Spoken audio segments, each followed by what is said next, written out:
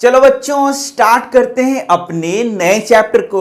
और नए चैप्टर का नाम क्या है? देखो, परमाणु की संरचना। तो बच्चों ये चैप्टर 4 है क्लास 9 विज्ञान का। लेकिन इसके पहले चैप्टर 3 को तुम जरूर पढ़ लेना। यदि चैप्टर तुमने नहीं पढ़ा है, चैप्टर 3 नहीं पढ़ा है, तो तुमको यहां थोड़ा मुश्किल हो सकता है। तो बच्चों चैप्टर 3 में मैंने क्या पढ़ाया था? परमाणु किसे कहते हैं? तो मैंने बच्चों पढ़ाया था कि दुनिया में जो भी पदार्थ है वो तत्वों से बने होते हैं, और जो तत्व हैं वो परमाणु से बने होते हैं। और जो परमाणु है उसमें 3 सब एटॉमिक पार्टिकल होते हैं। कौन कौन होते हैं? इलेक्ट्रॉन, प्रोटॉन और न्यूट्रॉन होते हैं। तो तुम यहां देख सकते हो कि ये जो तत्व है बच्चों, जैसे कि ये गोल्ड है, सोना है, एक तत्व है, तो यह छोटे छोटे परमाणुओं से मिलकर बना है। और यदि हम इस परमाणु को देखेंगे बच्चों, तो परमाणु में यहां पर देख सकते हो ये 3 चीज यहां पर यानी कि सब एटॉमिक पार्टिकल्स हैं। सबसे पहला क्या है बच्चों? इलेक्ट्रॉन है, फिर प्रोटॉन है, फिर क्या है? न्यूट्रॉन है। तो बच्चों इस चैप्टर में हम लोगों को पढ़ना है परमाणु की संरचना।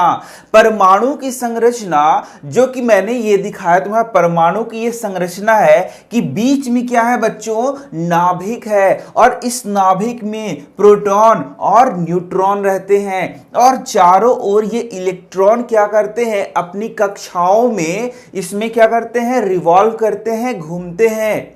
तो बच्चों ये जो चीज मैं अभी तुम्हें बता रहा हूं, एकदम शुरुआत में क्या वैज्ञानिकों को ये पता था बच्चों? नहीं पता था। शुरुआत में वैज्ञानिकों को सिर्फ यह पता था कि जो पदार्थ होता है वह छोटे छोटे कणों से मिलकर बना होता है, जिसको हम लोग क्या कहते हैं? जिसको परमाणु कहते हैं।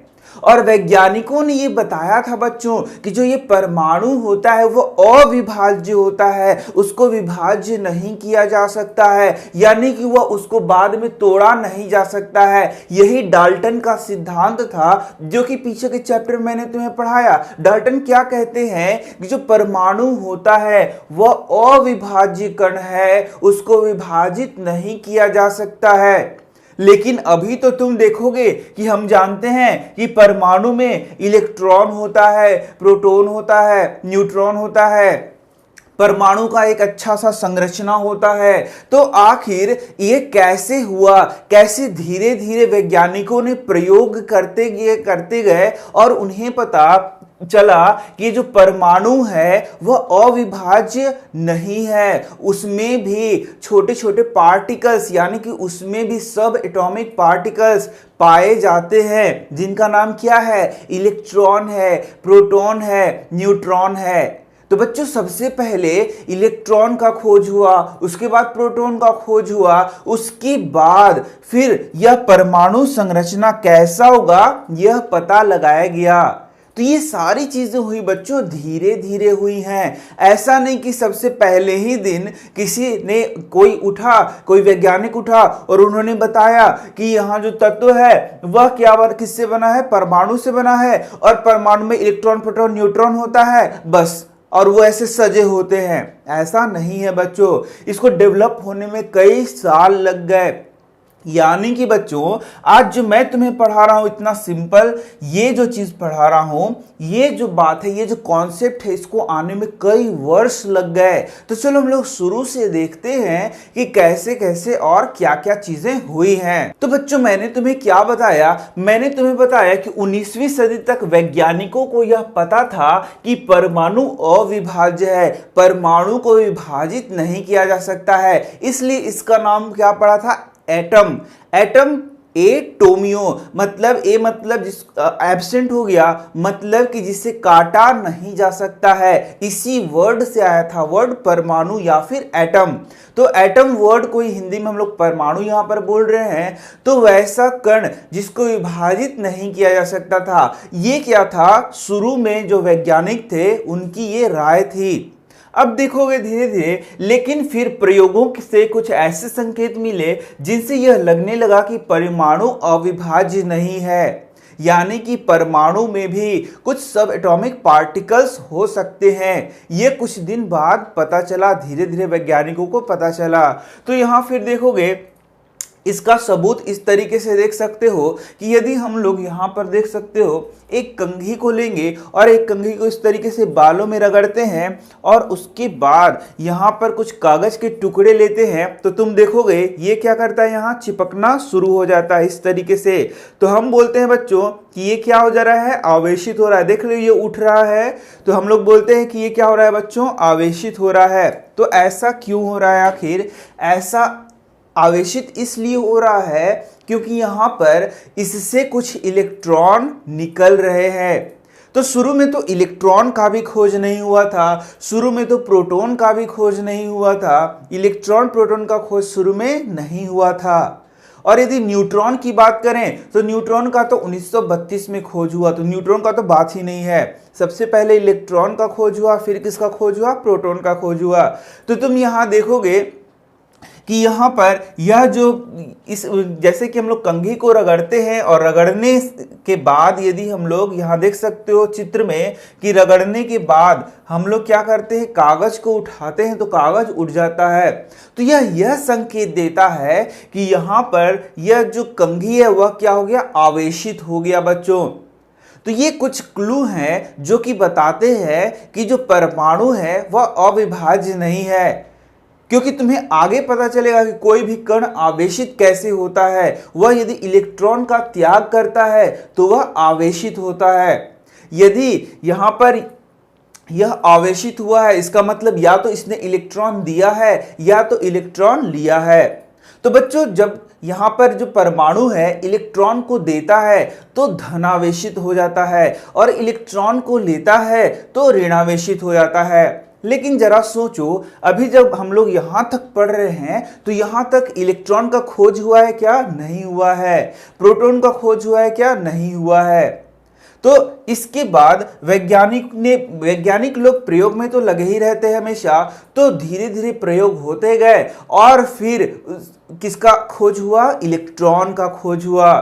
उसके बाद किसका खोज हुआ, प्रोटॉन का खोज हुआ। उसके बाद जब इलेक्ट्रॉन का खोज हो जाता है, प्रोटॉन का खोज हो जाता है, तो वैज्ञानिक लोग सोचते हैं, फिर अपना दिमाग लगाते हैं कि इलेक्ट्रॉन मिल गया, प्रोटॉन मिल गया, तो आखिर वो सजे कैसे होंगे। एक एटम में या एक परमाणु में इलेक्ट्रॉन कहाँ रहता होगा, प्रोटॉन कैसे रहता होगा, वो कैसे किस प्रकार से अरेंज होंगे, जो कि मैंने पीछे दिखाया। तो वैज्ञानिक को पहले थोड़े ही पता था कि उस टाइप से वो अरेंज है, उनको पता नहीं था। तो वैज्ञानिक लोग यहाँ पर खोज करते गए, अलग अलग परमाणु का मॉडल हम लोगों को पढ़ना है, अलग अलग परमाणु का मॉडल आया जो कि फिर बताता है कि आखिर इलेक्ट्रॉन और प्रोटॉन कैसे सजे रहते हैं। तो वो सब आगे हम लोग पढ़ते जाएंगे बच्चों। यहाँ पर हम लोग देख सकते हो, सबसे पहले हम लोग को देखना है इलेक्ट्रॉन की खोज। तो आगे की क्लास में बच्चों तुम लोगों को पढ़ना है कि इलेक्ट्रॉन का खोज कैसे हुआ था, लेकिन यहाँ पर सिंपल सा यहाँ पर बताया गया है। तो यहाँ देख सकते हो, यहाँ थोड़ा सा मैं बता दे रहा हूँ, यहाँ पर कैथोड रे ट्यूब है ये बच्चों। इसी में प्रयोग करने के बाद किस चीज का खोज हुआ था, कैथोड रेज का खोज हुआ था। और कैथोड रेज को ही बाद में क्या कहा गया बच्चों, इलेक्ट्रॉन बोला गया। तो यहाँ देख सकते हो किस तरीके से ये प्रयोग किया गया था। यहाँ ये ट्यूब होता है, यहाँ पर दो देख सकते हो, कैथोड है और एनोड है, और यहाँ पर वैक्यूम पंप है बच्चों। हाई वोल्टेज यहाँ पास कराया जाता है, तो देखोगे कि यहाँ पर कैथोड रेज पास होते हैं जो कि वास्तव में क्या थे, इलेक्ट्रॉन थे। इसलिए कैथोड किरणों को ही हम लोग क्या बोलते हैं बच्चों, इलेक्ट्रॉन बोलते हैं। तो यहाँ देख सकते हो कैथोड से एनोड की ओर किरणें जा रही हैं, इन्हें हम लोग क्या बोलते हैं, इलेक्ट्रॉन बोलते हैं। तो यहाँ पर तुम देख सकते हो जे टॉमसन ने कैथोड किरणों की मदद से परमाणु में इलेक्ट्रॉन की उपस्थिति के बारे में बताया। तो ये जो कैथोड रेज हैं उसी के आधार पर यहाँ इलेक्ट्रॉन का खोज हुआ। बस इतना सिंपल सा तुम्हें पढ़ लेना है। अब इलेक्ट्रॉन के बारे में देखोगे तो इलेक्ट्रॉन पर जो आवेश होता है वह -1 होता है, ये तुमको याद रख लेना है। तो यहाँ पर बच्चों अब हम लोग को देखना है प्रोटॉन की खोज। प्रोटॉन की खोज कैसे हुई थी, तो प्रोटॉन की खोज भी ठीक इसी तरीके से हुई थी। तो यहाँ पर ई गोल्डस्टीन का नाम तुम्हें याद रखना है, जिन्होंने कैथोड किरणों की, या फिर इसे हम लोग क्या बोलते हैं, कैनाल रे बोलते हैं, कैनाल किरण बोलते हैं, का खोज किया था, जो कि वास्तव में क्या था, प्रोटॉन था। तो इस तरीके से ये सारी चीजें बच्चों पढ़ोगे, ये सारे प्रयोग पढ़ोगे आगे की क्लासेस में कि किस तरीके से यहां से एनोड कैथोड रे चलता है तो इधर से एनोड रे चलता है, और एनोड रे को ही हम लोग क्या बोलते हैं, कैनाल रे भी बोलते हैं। ये एग्जाम में तुमसे पूछा जा सकता है। तो इस तरीके से तुम आसानी से इसको दिमाग में रख सकते हो। और ये जो एनोड रे ही है बच्चों, उन्हें हम लोग क्या बोलते हैं, प्रोटॉन कहते हैं। तो प्रोटॉन पे चार्ज कितना होगा बच्चों, +1 होगा। प्रोटॉन पे चार्ज क्या होगा बच्चों, +1 होगा। और इलेक्ट्रॉन पे चार्ज क्या होगा बच्चों, -1 होगा। ये याद रखना। और यहां पर देख सकते हो, अब नेक्स्ट है तुम्हारा न्यूट्रॉन की खोज। तो बच्चों न्यूट्रॉन की खोज बहुत बाद हुई थी, बहुत सालों बाद, यानी कि 1932 में हुआ था। और यहां देख सकते हो 1932 में जेम्स चैडविक और एक अपरमाणु, जिसे हम लोग बोलते हैं सब एटॉमिक पार्टिकल, जो मैंने तुम्हें बताया था, अपरमाणु कण की खोज की, जो कि अनावेशित और द्रव्यमान में प्रोटॉन के बराबर था। इसका जो द्रव्यमान था वह किसके बराबर था, प्रोटॉन के बराबर था। और ये अनावेशित कण होता है। तो बच्चों इसको इस चार्ट से हम लोग आसानी से समझ सकते हैं। तो यहां देख सकते हो अपरमाणु कण सब एटॉमिक पार्टिकल जो मैंने बताया 3 है यहां पर, इलेक्ट्रॉन, प्रोटॉन और न्यूट्रॉन। तो इलेक्ट्रॉन का पहले खोज हुआ, फिर प्रोटॉन का खोज हुआ, और न्यूट्रॉन का बहुत बाद में खोज हुआ। तो यहां पर तुमको चार्जेस यानी कि आवेश याद रखना है बच्चों। तो जो इलेक्ट्रॉन पर आवेश होता हुआ होता है -1, जो प्रोटॉन पे आवेश होता है वह क्या होता है, +1, और जो न्यूट्रॉन पे आवेश होता है वह क्या होता है, 0। यानी कि जो न्यूट्रॉन है बच्चों वो अनावेशित होता है, उसमें आवेश नहीं होता है। अब देखोगे यदि द्रव्यमान हम लोग देखें तो इलेक्ट्रॉन का द्रव्यमान नगण्य होता है, और प्रोटॉन और न्यूट्रॉन का द्रव्यमान 1-1 यूनिट होता है, यह भी याद रखना। तो बच्चों जो द्रव्यमान में मुख्य रूप से भूमिका निभा रहा है वह कौन हो गया, प्रोटॉन और न्यूट्रॉन।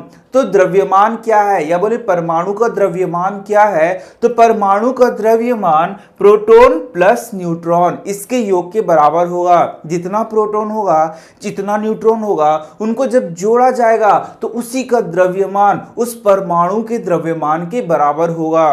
तो ये हम लोग आगे की ओर पढ़ेंगे। अभी हम लोग को बस ये याद रख लेना है कि यहां पर इलेक्ट्रॉन का आवेश -1, प्रोटॉन का आवेश +1 और न्यूट्रॉन का आवेश 0 होता है। ठीक इस तरीके से इलेक्ट्रॉन का द्रव्यमान बताओ, नगण्य होगा, प्रोटॉन का 1 यूनिट होगा और न्यूट्रॉन का भी क्या होगा, 1 यूनिट होगा। तो बच्चे एकदम सीक्वेंस में, सीरीज में इसको पढ़ना चाहिए, तो तुम्हें ये सारा चीज समझ में आएगा। जो शुरू से मैं सब एटॉमिक पार्टिकल के बारे में तुम्हें बता रहा हूं, तो यहां देख सकते हो इलेक्ट्रॉन हो गया, प्रोटॉन हो गया, न्यूट्रॉन हो गया, उसको हम लोग अपरमाणु कण बोलते हैं, यानी कि सब एटॉमिक पार्टिकल बोलते हैं। तो बच्चों तुम देख सकते हो इस तरीके से यहां पर प्रोटॉन और न्यूट्रॉन कहां होता है, न्यूक्लियस में होता है, और इलेक्ट्रॉन इस तरीके से चारों ओर कक्षाओं में चक्कर लगाता है।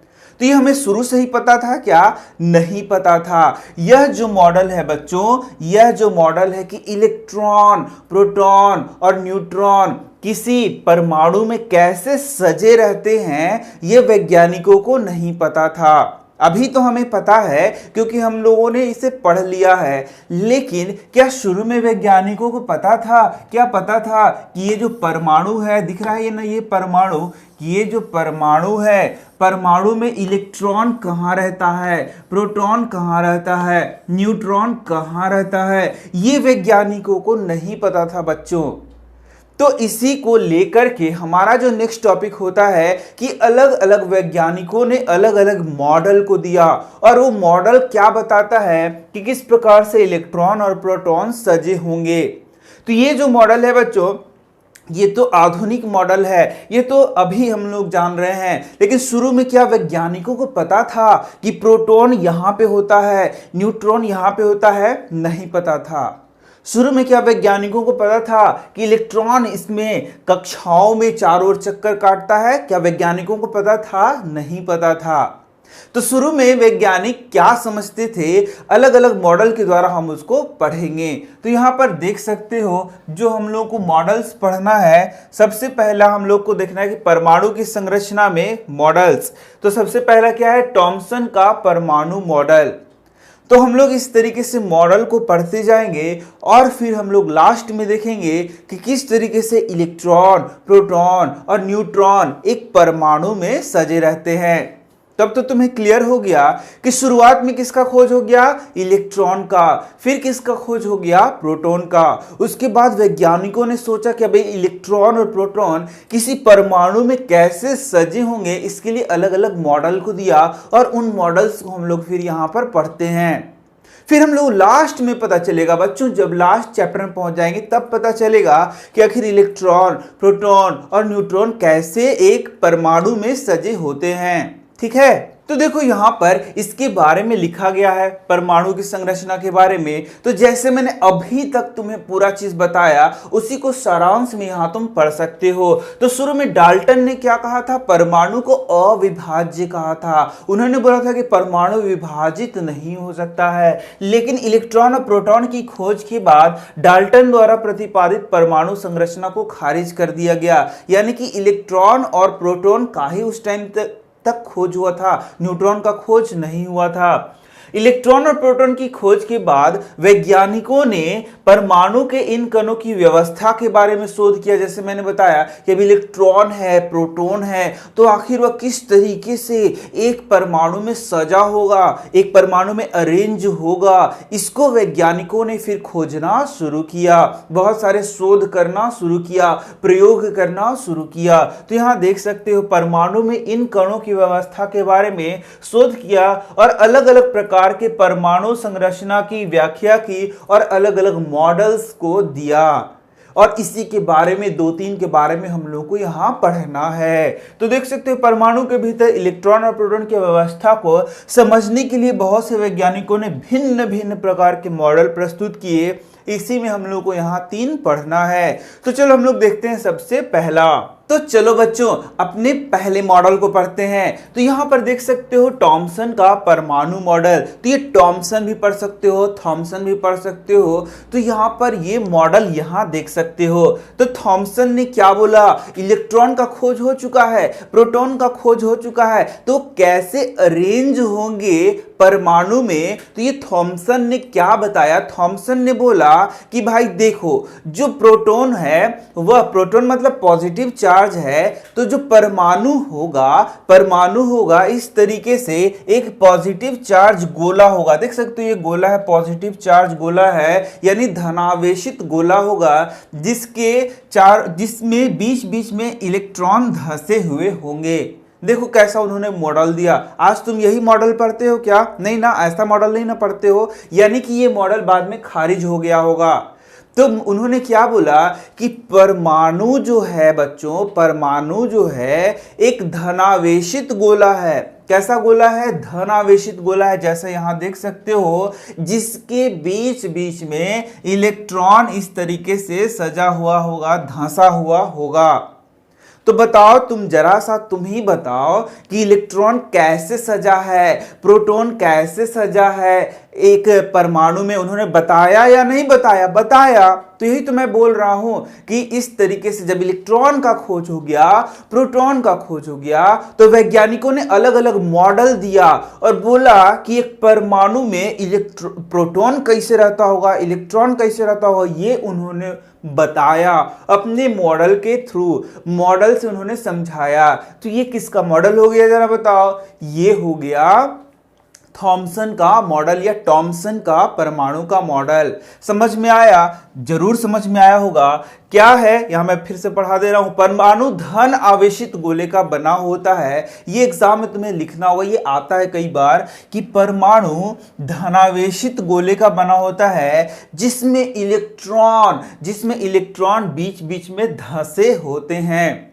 इसे ही हम लोग बोलते हैं थॉमसन का परमाणु मॉडल। इसका बहुत अलग अलग नाम है बच्चों, इसे हम प्लम पुडिंग मॉडल भी कहते हैं। ठीक है, अब यहां देख सकते हो, तो यहां पर अब तुमसे पूछा जाएगा कि उनके 2 पोस्टुलेट्स को लिखिए जो उन्होंने बोला है। तो तुम लिख सकते हो यहां पर उन्होंने क्या बोला कि परमाणु में ऋण आवेश और धन आवेश की मात्रा समान होती है, इसलिए परमाणु विद्युत रूप से उदासीन होते हैं। तो उन्होंने क्या बोला, अब नेक्स्ट जो चीज हम लोग पढ़ रहे हैं, उन्होंने बोला 2 बातें बताई।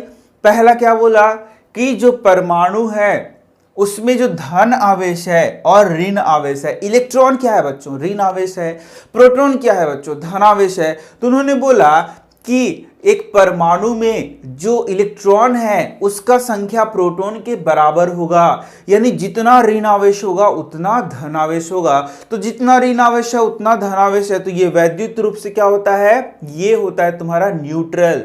इस तरीके से उन्होंने बोला कि ये उदासीन होता है, इस पे कोई चार्ज नहीं होता है। फिर से मैं सिखाऊं, यदि इलेक्ट्रॉन को त्याग देता है तो ये धनावेशित होता है, इलेक्ट्रॉन को ले लेता है तो ऋणावेशित होता है, लेकिन ना इलेक्ट्रॉन को देगा ना लेगा तो ये अनावेशित होगा। इसका मतलब है जब प्रोटॉन का संख्या और न्यूट्रॉन का संख्या बराबर होता है तो ये अनावेशित होगा। यही बात इन्होंने कहा। और दूसरा बात क्या कहा, टॉमसन के मॉडल ने परमाणु के उदासीन प्रवृत्ति की सही व्याख्या की। तो इस तरीके से देखो, प्रोटॉन और इलेक्ट्रॉन का संख्या बराबर होगा तो ये क्या रहेगा, उदासीन रहेगा। तो क्या ये मान्य है बच्चों? क्या यही मॉडल आज हम लोग पढ़ रहे हैं क्या? नहीं, ये सब हम लोग हिस्ट्री पढ़ रहे हैं, इतिहास पढ़ रहे हैं, ये मॉडल को हम लोग नहीं मानते हैं। तो देख सकते हो, लेकिन इस मॉडल से कई अन्य प्रयोगों के परिणामों की व्याख्या संभव नहीं हो पाए, इसलिए एक नए परमाणु मॉडल की जरूरत महसूस हुई। यानी ये मॉडल क्या हो गया, खारिज हो गया। ये इसमें बहुत सारी कमियां आई, क्योंकि आगे जो प्रयोग होते गए उसमें इनकी जो बात थी वह बात फेल हो गई। इन्होंने जो बोला था वो बात नहीं मानने लायक था। तो अब हम लोग को नेक्स्ट पढ़ना है रदरफोर्ड का परमाणु मॉडल। तो बच्चों अब हम लोग पढ़ रहे हैं सबसे इंपॉर्टेंट मॉडल को, जिसके बारे में आपसे जरूर कोई ना कोई क्वेश्चन पूछा जाएगा एग्जामिनेशन में। तो ये है बच्चों रदरफोर्ड का परमाणु मॉडल।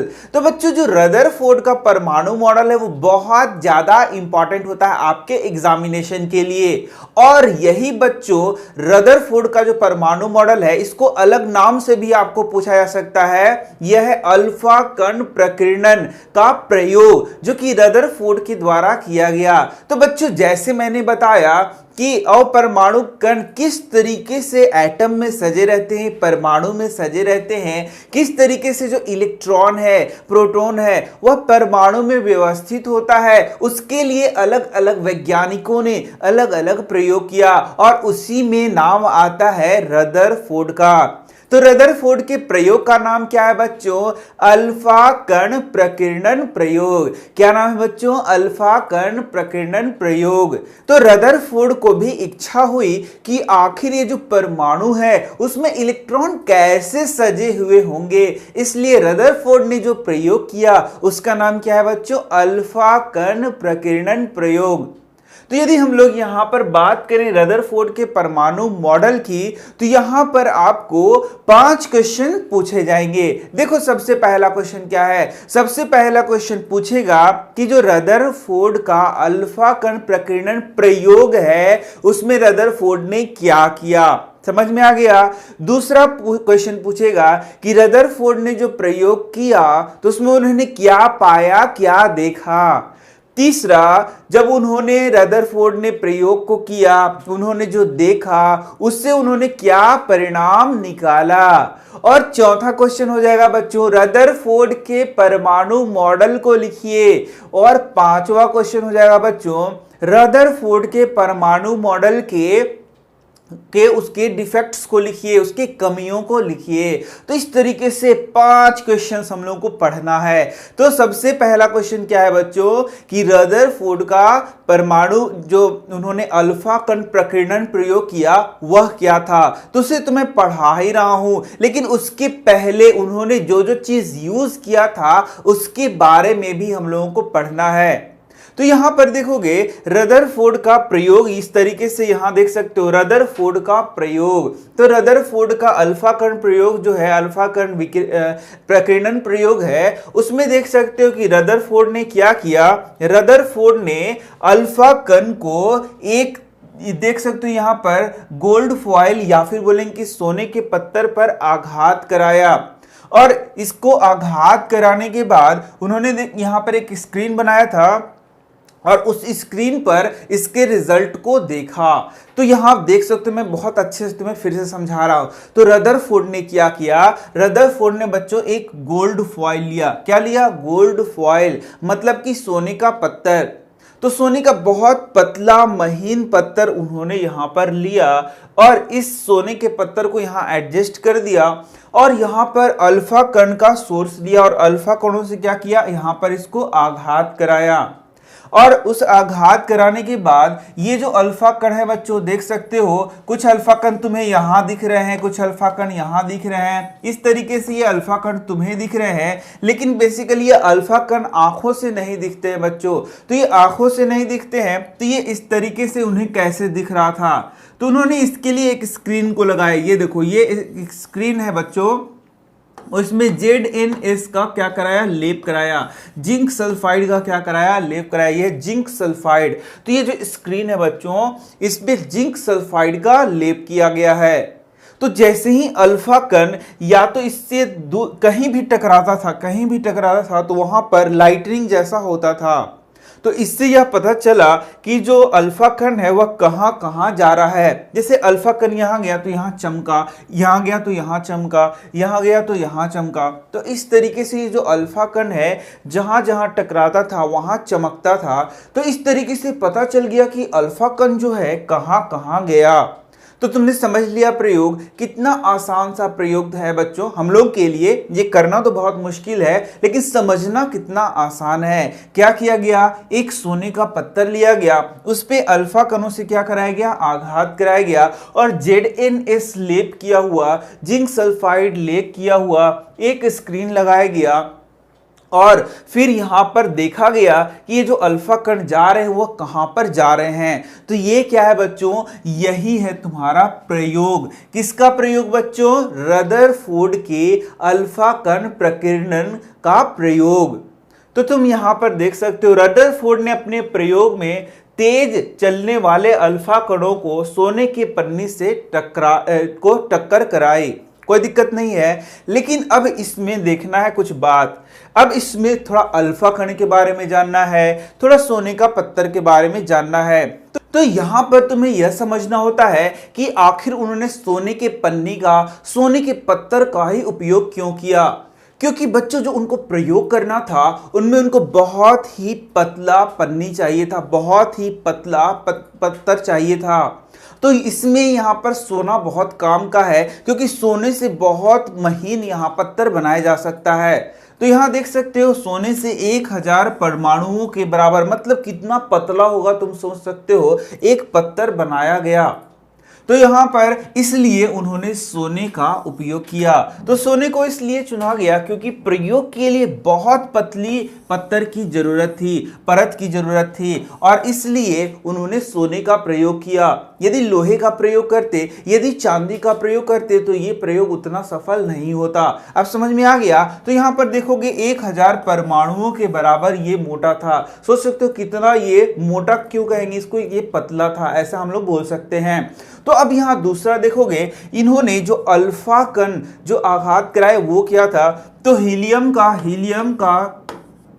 हीलियम देख सकते हो 2+ चार्ज, यानी कि हीलियम का जो आवेशित कण होता है, तो अल्फा कण 2 आवेश वाले हीलियम कण से बने होते हैं। तो यह भी क्वेश्चन तुमसे पूछा जा सकता है बच्चों कि जो अल्फा कण होता है वह कैसे बना होता है। तो हीलियम के 2 आवेश वाले कण होते हैं जिनका द्रव्यमान क्या होता है, 4 यूनिट होता है बच्चों। इनका द्रव्यमान क्या होता है, 4 यूनिट होता है। इसलिए तेज गति से चल रहे इन कणों में पर्याप्त ऊर्जा होती है। इसलिए बच्चों इनमें पर्याप्त ऊर्जा होती है, जिस कारण से यह यहां पर प्रयोग किया जा सकता है। कोई दिक्कत। तो यहां सबसे पहले हम लोगों ने समझ लिया प्रयोग को। तो जब उन्होंने प्रयोग को किया तो उन्होंने क्या क्या देखा, उसके क्या क्या परिणाम आए, उसके बाद उनका मॉडल क्या था, उसके बाद इसकी कमियां क्या थी, सभी के बारे में हम लोग को एक एक करके पढ़ना है। तो पहला हम लोगों ने समझ लिया। अब चलो हम लोग देखते हैं। तो रदरफोर्ड ने इस तरीके से अपना जब प्रयोग किया तो उन्होंने यहां क्या क्या देखा, क्या उन्होंने जो सोचा था वैसा ही यहां पर हुआ, तो ऐसा नहीं हुआ। तो यहां देख सकते हो रदरफोर्ड के प्रयोग के परिणाम क्या क्या उन्होंने देखा, ये बेसिकली यहां पर हम लोग पढ़ते हैं। तो रदरफोर्ड के अनुमान के विपरीत इस प्रयोग के अद्भुत परिणाम आए जो कि नीचे दिए गए हैं। तो यहां पर अब तुम्हें और अच्छे से समझना होगा, यहां पर समझना होगा कि हम लोग आखिर पढ़ क्या रहे हैं। हम लोग ये पढ़ रहे हैं कि एक जो परमाणु है उसमें इलेक्ट्रॉन कैसे सजा होगा, प्रोटॉन कहां पर होगा, ये जानना चाहते थे रदरफोर्ड। रदरफोर्ड जानना चाहते थे कि इलेक्ट्रॉन कहां होगा, प्रोटॉन कहां होगा। इलेक्ट्रॉन क्या होता है, ऋणावेशित कण होता है। प्रोटॉन क्या होता है, धनावेशित कण होता है। तो ये जानना चाहते थे कि इसका धनावेशित कण कहां होता है, एक परमाणु में ऋणावेशित कण कहां होता है, ये जानना चाहते थे। इस पे एकदम फोकस करो तुम, यानी कि वो इलेक्ट्रॉन प्रोटॉन कैसे सजे होते हैं ये जानना चाहते थे। तो तुम तो जानते ही हो कि जो सोने का पत्थर है वह परमाणुओं से मिलकर बना है। तो यदि सोने का पत्थर ये वाला है बच्चों, तो इसके परमाणु को हम लोग देखें तो ऐसा परमाणु होगा ना परमाणु। ये देखो, एक परमाणु, दो परमाणु, ये इस तरीके से ये परमाणुओं को दिखाया गया है। तो जब ध्यान दो, यहां सोने के पत्थर से क्या पास कराया जा रहा था, अल्फा कणों को पास कराया जा रहा था। और अल्फा कण कैसे थे, धनात्मक आवेश थे बच्चों, धनात्मक आवेश थे, ये याद रखना। और एक और चीज याद करना, जब धन आवेश और धन आवेश आपस में आएगा तो वो दूर भागेगा। धन आवेश आपस में आएगा तो क्या होगा, दूर भागेगा। इस बात को याद रखना, ये बात यहां पर हम लोग यूज करेंगे। तो इसी चीज को जो कि मैंने शुरू में बताया, इस चीज को यदि हम लोग बड़ा करके देखें, यानी कि यहां पर हम लोग सोने के पत्थर को उसके क्या करें, परमाणु के रूप में देखें, तो देखो यही है परमाणु, सोने का परमाणु हो गया। इसी सोने के परमाणु में से क्या गुजर रहा है बताओ, अल्फा कण गुजर रहा है। तो अल्फा कण किस तरीके से गुजर रहा है ये उन्होंने पता किया। कैसे पता किया, ये देखो मैंने जैसे बताया यहाँ Zn इसका लेप लगा हुआ था, तो उसी से उन्होंने पता किया, जहां जहां चमकता था उस आधार पर उन्होंने ऑब्जर्वेशन किया, उसको देखा। समझ में आ रहा है क्या। तो कुल मिला के हम लोग को एटम के लेवल पर यानी कि परमाणु के लेवल पर देखना है कि कैसे अल्फा कण जाता था तो कैसा गया, जो उन्होंने उनके द्वारा देखा गया। तो यहां देख सकते हो, इस तरीके से तुम देख सकते हो कि ये जो परमाणु है उसमें अल्फा कण कैसे जा रहा था। ठीक है, तो अल्फा कण कैसे एक परमाणु से गुजर था। देखो अभी एक परमाणु को हम लोग देख रहे हैं यहां, और कैसे अल्फा कण यहां से गुजर रहा था। इसके लिए उन्होंने 3 बातें देखी। जब उन्होंने प्रयोग किया तो उन्होंने क्या क्या देखा, तो उन्होंने 3 बातें देखी। एकदम याद करना, तीनों बातों को तुमको याद करना होगा। पहला बात देखा कि बहुत सारे अल्फा कण सीधे सीधा निकल जाते हैं। देखो यही 3 बात याद करना है तुमको, समझना नहीं है, याद करना है। समझ भी लेना, समझे बिना कैसे काम चलेगा, तो इनको याद भी करना है, समझना भी है, दोनों चीज करना है। तो पहला क्या देखा उन्होंने कि बहुत सारे अल्फा कण सीधे सीधे निकल जाती हैं, सीधे सीधे पास कर जाती, पहला समझा। दूसरा, कुछ अल्फा कण क्या होता है, कुछ एंगल बनाते हुए यानी कि कुछ कोण बनाते हुए निकलती हैं। और बहुत कम अल्फा कण जिस रास्ते से जाती है उसी रास्ते से वापस इस तरीके से आ जाती हैं। जिस रास्ते से जाती हैं उसी रास्ते से आ भी जाती हैं, इस तरीके से। समझ में आया। पहला उन्होंने क्या देखा, देख भी सकते हो तुम कि बहुत सारे अल्फा कण सीधे सीधा निकल जाते हैं। दूसरा, कुछ अल्फा कण कुछ कोण बनाकर निकलते हैं। यहां देख सकते हो कुछ क्या होता है, कोण बनाकर यहां निकलते हैं। और बहुत कम ऐसे अल्फा कण हैं जो कि जिस रास्ते से जाते हैं उसी रास्ते से वापस आ जाते हैं। तो इस तरीके से ये 3 बात तुम्हें याद रखना है। अधिकतर अल्फा कण सोने के पन्नी से सीधे निकल गए, पहला याद कर लो, एकदम याद कर लो इसको। दूसरा, कुछ अल्फा कण पन्नी द्वारा बहुत छोटे कण बनाते हुए निकले, और लेकिन बहुत कम अल्फा कण जैसे कि 12,000 में से एक कण वापस अपने पथ पर वापस आ गया। 3 बात याद रखना। ये 3 बात याद हो गए बच्चों। तो इन्हीं 3 बात से अब हम लोग आगे की चीजों को आसानी से समझ सकते हैं। तो ये क्या हो गया बच्चों, उन्होंने देखा।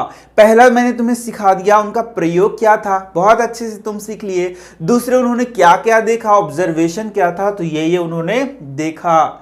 तो इसके बाद उन्होंने क्या क्या इससे परिणाम निकाले, यानी कि क्या क्या इन्होंने इन चीजों को यदि देखा तो उससे उन्होंने क्या क्या निष्कर्ष निकाला। तो यहां देखो तुम क्या निष्कर्ष निकालोगे कि अधिकतर अल्फा कण सीधे सीधे चला गया, यानी कि यहां पर क्या हुआ, खाली स्थान होगा तभी तो सीधे सीधे चला गया, ठीक है ना। यदि यहां पर खाली स्थान होगा तभी तो कोई चीज सीधा सीधा चला जाएगा, नहीं तो उसको दिक्कत होगा या नहीं होगा। यानी मान लो यहां पर कोई आदमी खड़ा है, मैं जाऊं तो टकरा कर इधर आ सकता हूं, समझ में आ रहा है क्या। तो तुम यदि ये तीन बात याद रखते हो तो इन्हीं तीन बातों के आधार पर निष्कर्ष को तुम लिख सकते हो बिना कोई टेंशन के। तो पहला उन्होंने क्या देखा था कि अधिकतर अल्फा कण सीधे सीधे गुजर गए, तो इससे क्या उन्होंने निकाला होगा, किस बात को उन्होंने निष्कर्ष निकाला होगा। तो उन्होंने निकाला कि परमाणु के भीतर अधिकांश हिस्सा क्या है, खाली है। बस सिंपल सा बात है, जिसके कारण अधिकतर अल्फा कण विक्षेपित हुए बिना सीधे निकल गए, आराम से निकल गए। पहला जो तुमने याद किया था उसी के आधार पर ये हो गया। दूसरा क्या देखा, दूसरा उन्होंने देखा कि बहुत छोटे कण बनाते हुए निकल रहे हैं। तो यदि छोटे कण बनाते हुए निकल रहे हैं इसका मतलब क्या हुआ कि परमाणु में धन आवेश वाला हिस्सा बहुत कम है। मैंने क्या बताया, परमाणु में धन आवेश भी है, ऋण आवेश भी है, इलेक्ट्रॉन और प्रोटॉन भी है। इधर से धन आवेश जा रहा है, तो धन आवेश और धन आवेश दोनों टकराता है तो अलग अलग भागता है। मैंने सिखाया तुम्हें कि यदि धन आवेश आएगा, एक पास पास आएगा तो वो क्या हो जाएगा, विक्षेपित हो जाएगा। तो ध्यान दो जरा सा, यहां बहुत कम अल्फा कण विक्षेपित हुआ है, बहुत कम अल्फा कण विक्षेपित हुआ है। इसका मतलब धन आवेश कम होगा या ज्यादा होगा, बहुत कम होगा। यही बात बोल रहा है जो दूसरा हम लोगों ने निकाला कि यहां पर अल्फा कण द्वारा बहुत छोटे कोण से निकल गए, कुछ अल्फा कण बहुत छोटे कोण बनाते हुए निकल गए। तो ये क्या बता रहा है कि यहां पर धन आवेश वाला भाग बहुत कम होगा, कोई दिक्कत। तीसरा हम लोगों ने क्या देखा कि कुछ अल्फा कोण आता है और वापस चला जाता है, कुछ अल्फा कण आता है और वापस चला जाता है। तो इससे क्या उन्होंने निष्कर्ष निकाला, यदि तुम वैज्ञानिक होते तो तुम क्या निष्कर्ष निकालते। तो इससे उन्होंने निष्कर्ष निकाला कि बहुत ही कम कण अपने मार्ग पर लौट आए। तो इससे उन्होंने क्या निकाला कि परमाणु का पूरा धनावेशित भाग और द्रव्यमान परमाणु के भीतर बहुत कम आयतन में सीमित है। इस तरीके से उन्होंने इसका मतलब निकाला, ठीक है। यहां देखो कि परमाणु का पूरा धनावेश एक छोटे से भाग में सीमित है और उसको वह भाग है जिसको हम लोग क्या बोलते हैं, नाभिक के नाम से जानते हैं, ठीक है। यानी कि जो धन आवेश है वह एकदम छोटे से भाग में क्या है, परमाणु के अंदर छोटे से भाग में क्या है, वहां पर वह व्यवस्थित है या फिर वहां पर वह स्थित है, वहां रहता है। तो उसे ही हम लोग क्या बोलते हैं, नाभिक के नाम से जानते भी हैं। तो समझा तुमने, वो यदि तीन बात तुम्हें याद हैं तो यहां भी तीन बात तुम लिख सकते हो। तो बोल क्या रहा है, रदरफोर्ड ने निष्कर्ष निकाला कि नाभिक की त्रिज्या, मतलब जो नाभिक उन्होंने बोला वह पूरा जो परमाणु है और जो नाभिक है, तो सोच सकते हो जो नाभिक है कितना छोटा है, 1,00,000 गुना छोटा। उन्होंने बोला कि 1,00,000 गुना लगभग वो क्या होगा, छोटा होगा। मतलब कि ये परमाणु है तो ये नाभिक है, तो नाभिक जो है वो पूरे परमाणु की तुलना में 1,00,000 गुना छोटा होगा। देखो कितना आसान था। तो बच्चों हम लोगों ने क्या पढ़ लिया, हम लोगों ने पढ़ लिया रदरफोर्ड का प्रयोग पढ़ लिया, उन्होंने क्या देखा यह पढ़ लिया, उन्होंने क्या निष्कर्ष निकाला यह पढ़ लिया। तो अब चौथा बताओ, यहां पर प्रश्न तुम्हें याद रखना है। तो बताओ चौथा क्या है, रदरफोर्ड का परमाणु का मॉडल। तो पांचवा क्या है, कमियां। तो दो बच गया ना बच्चों, तो दोनों हम लोग देखते हैं। यहां पर सबसे पहला हो गया रदरफोर्ड का परमाणु मॉडल। तो जो अभी तक हम लोगों ने पढ़ा उसी के आधार पर रदरफोर्ड ने यहां पर एक परमाणु मॉडल को दिया। तो एकदम आसान सा है बच्चों, देख सकते हो परमाणु का केंद्र धनावेशित होता है जो कि पूरे परमाणु के भाग की तुलना में नगण्य होता है, एकदम छोटा होता है, और उसे हम लोग क्या बोलते हैं बच्चों, नाभिक कहते हैं। तो ये एग्जाम के लिए बहुत ज्यादा फेवरेट क्वेश्चन है बच्चों, ये बहुत बार पूछा जाता है। तो तुम तो इसको एकदम याद ही कर लेना। जो रदरफोर्ड का परमाणु मॉडल है उसको लिखिए, तो तुम जाकर लिख देना, बहुत आसान है। परमाणु का लगभग संपूर्ण द्रव्यमान उसके नाभिक में होता है। तो इस बात को तुम कैसे बताओगे? देखो यहां पर हम लोगों ने देखा कि ये जो नाभिक है इसी में धनावेश होता है, इसी में प्रोटॉन होता है। तो जो प्रोटॉन है उसी का तो द्रव्यमान होता है, इसलिए हम लोग बोलते हैं कि लगभग संपूर्ण द्रव्यमान कहाँ होगा? नाभिक में होगा। इलेक्ट्रॉन का द्रव्यमान नहीं होता है, ये मैंने बताया था, और प्रोटॉन का द्रव्यमान होता है। यदि प्रोटॉन का द्रव्यमान है, प्रोटॉन नाभिक में है, तो बताओ जरा सा कि प्रोटॉन यदि नाभिक में है तो पूरा इलेक्ट्रॉन का द्रव्यमान कहाँ हुआ? नाभिक में ही तो हुआ। समझ में आ गया? तो यहां देखना, यही वाला बात बताया गया है। इसका मतलब परमाणु का लगभग संपूर्ण द्रव्यमान उसके नाभिक में होता है। तो यही देखो, नेक्स्ट है, नाभिक के चारों ओर वर्तुलाकार मार्ग पर इलेक्ट्रॉन चक्कर लगाते हैं। ये वाला बात ध्यान देना है। तो उन्होंने क्या बोला कि नाभिक के चारों ओर, ये देखो, ये जो दिख रहा है तुम्हें चारों ओर, इस तरीके से वर्तुलाकार जो इसका पाथ है या बोलेंगे रास्ता है, उसमें इलेक्ट्रॉन चक्कर लगाता है। ये देखो बच्चों, इलेक्ट्रॉन हो गया, ये वाला क्या हो गया? इलेक्ट्रॉन हो गया। और ये हो गया नाभिक। क्या हो गया बच्चों? नाभिक हो गया। ये हो गया नाभिक और ये है इलेक्ट्रॉन। तो उन्होंने क्या बोला कि जो नाभिक है उसके चारों ओर इलेक्ट्रॉन क्या लगा रहा है? चक्कर लगा रहा है, वर्तुलाकार पथ में चक्कर लगा रहा है। तो ये क्या हो गया बच्चों? ये हो गया रदरफोर्ड का मॉडल। लेकिन ये वाला बहुत खतरनाक था बच्चों। ये जो वर्तुलाकार मार्ग पर ये चक्कर लगाता है, ये जो उन्होंने बोला, ये बहुत खतरनाक था, क्योंकि इसी से यहां पर हम लोगों को पढ़ना है इनका परमाणु के क्या बोलते हैं, मॉडल की कमियां। परमाणु मॉडल की क्या कमियां हैं, वो इसी चीज से हम लोगों को पढ़ना है।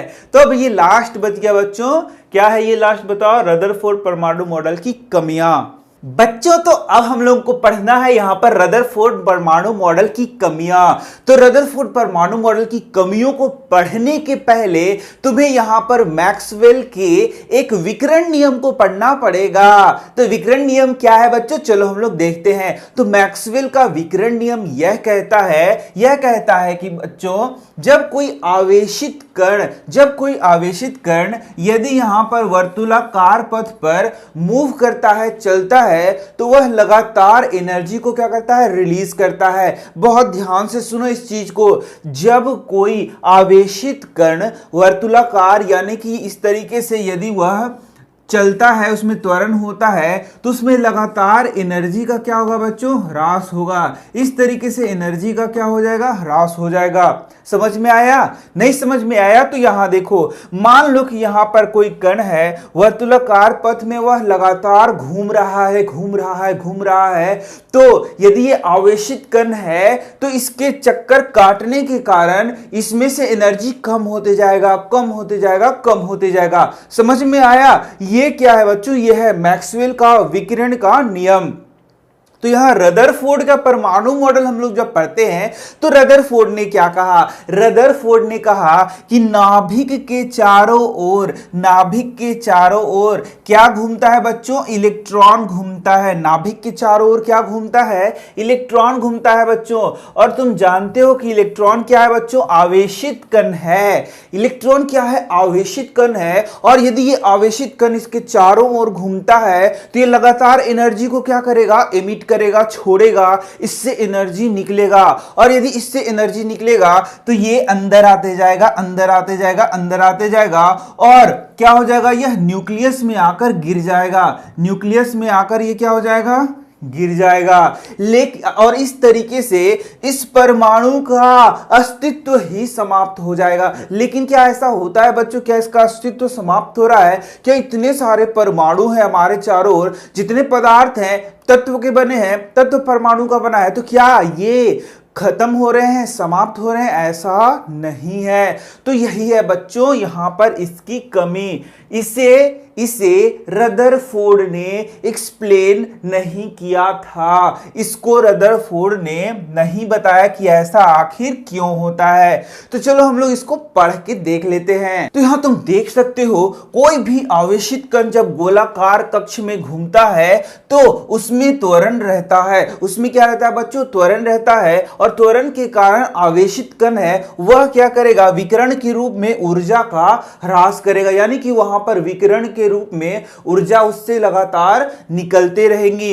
इसलिए स्थायी कक्ष में घूमते हुए इलेक्ट्रॉन से ऊर्जा का विकिरण या ह्रास होता हुआ रहेगा और अंत में वह नाभि से टकरा जाएगा और इस तरीके से यहां जो देख रहे हो इसका अस्तित्व यानी कि इस परमाणु का अस्तित्व क्या हो जाएगा, समाप्त होता है, हो जाएगा। लेकिन ऐसा होता है क्या, ऐसा नहीं होता है। इस कारण से ये जो है यह क्या है, रदरफोर्ड का कमी है। रदरफोर्ड ने इस बात को एक्सप्लेन नहीं किया या वे नहीं कर पाए कि आखिर ऐसा क्यों हो रहा है, तो रदरफोर्ड यहां इस बात का जवाब नहीं दे पाए। तो यहां देख सकते हो, दूसरे शब्दों में वर्तुलाकार मार्ग पर घूमते हुए इलेक्ट्रॉन का स्थायी होना संभव नहीं है। यदि ऐसा होता है तो परमाणु अस्थिर होता यानी उसका विनाश हो जाता, लेकिन हम जानते हैं कि परमाणु स्थिर होता, उसका विनाश नहीं होता है। इस तरीके से यहां पर रदरफोर्ड इसको एक्सप्लेन नहीं कर पाए और यही क्या है, यहां पर इसका कमी है।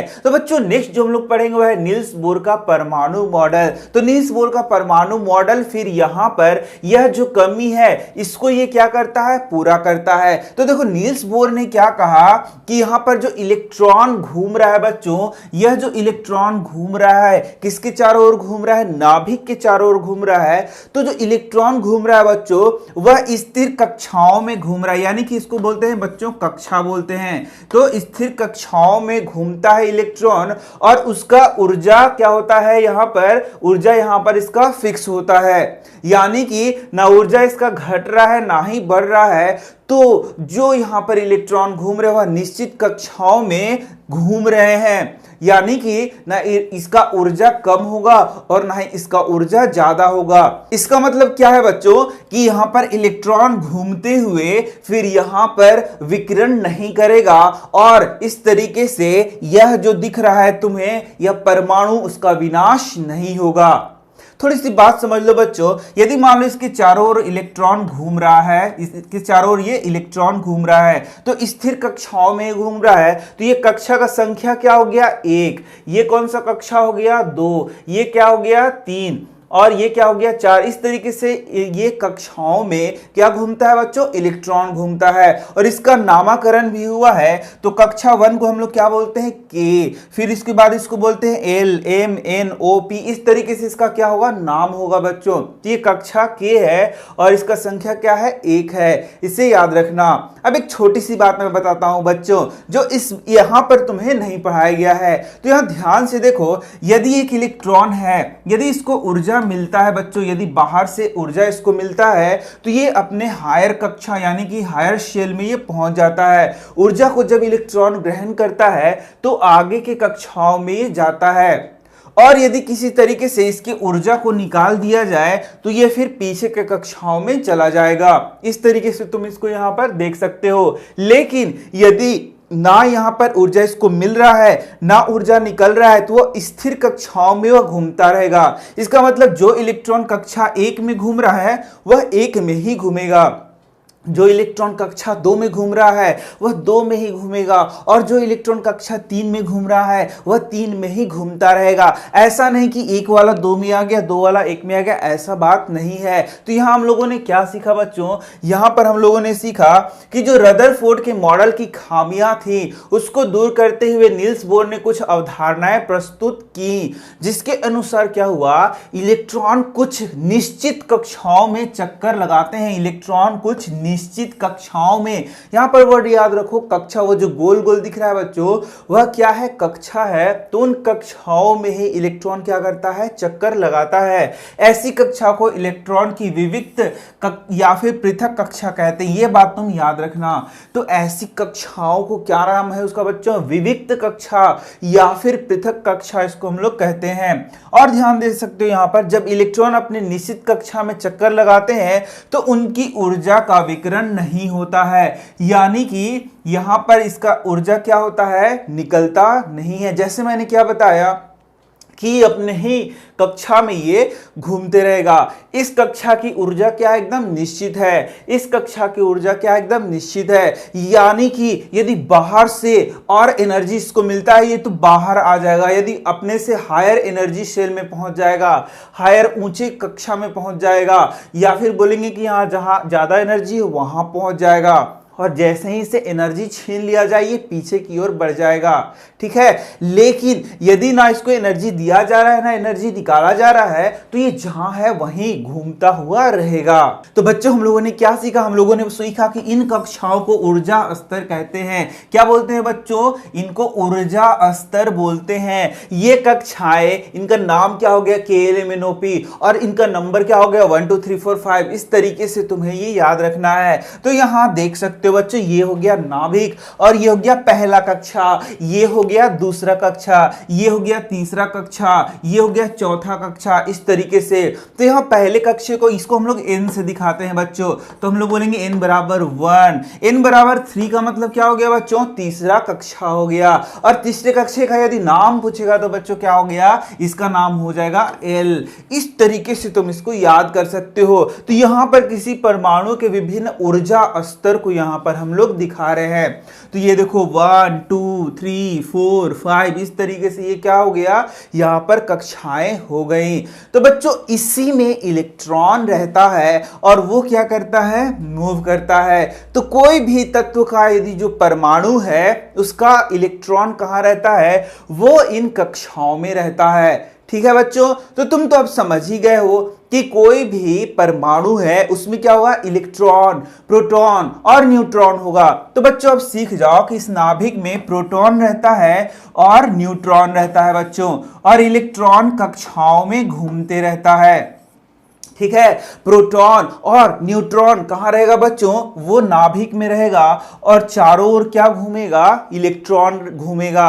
तो अब और भी बहुत सारी चीजें तुम्हें आगे सीखनी है बच्चों। तो बच्चों अब हम लोगों को सीखना है कि कोई भी तत्व का जो इलेक्ट्रॉन होता है वो कक्षाओं में घूमता है, तो ये किस तरीके से अरेंज होता है उसे ही हम लोग क्या बोलते हैं बच्चों, इलेक्ट्रॉनिक कॉन्फ़िगरेशन बोलते हैं, इलेक्ट्रॉनिक विन्यास बोलते हैं। तो यदि तुमसे एग्जामिनेशन में पूछा जाएगा बच्चों कि इलेक्ट्रॉनिक विन्यास क्या है, जो कि आगे मैं तुम्हें सिखाने वाला हूं, तब तुम्हें ये क्लियर हो जाएगा। तो किसी तत्व के परमाणु में जो इलेक्ट्रॉन सजे हुए रहते हैं तो उसे ही हम लोग क्या बोलते हैं, उसे ही हम लोग बोलते हैं इलेक्ट्रॉनिक विन्यास बोलते हैं। तो बच्चों देख सकते हो कि यहां पर कोई तत्व है, आगे मैं दिखा रहा हूं, यहां पर देख सकते हो कोई एक तत्व है, तो इसमें जो इलेक्ट्रॉन है बच्चों, इसमें इलेक्ट्रॉन का अरेंजमेंट इस तरीके से है, किस तरीके से है, कैसे वो सजा हुआ है, उसे ही हम लोग क्या बोलते हैं, इलेक्ट्रॉनिक विन्यास बोलते हैं। तो बच्चों यहां से बहुत सारी चीजें तुम्हें सीखनी है